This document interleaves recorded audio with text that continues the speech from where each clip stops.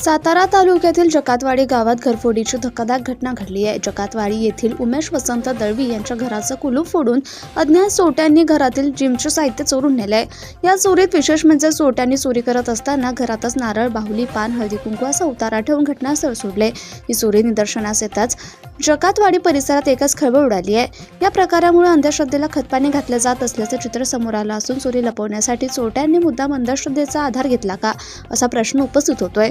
मात्र या उतार्यामुळे गावात भीतीचं वातावरण निर्माण झालं असून नागरिकांमध्ये संभ्रम पसरलाय। घटनेची माहिती मिळताच सातारा तालुका पोलीस ठाण्याने घटनास्थळी धाव घेत तपास सुरू केला असून अज्ञात चोरट्यांचा शोध घेतला जातोय।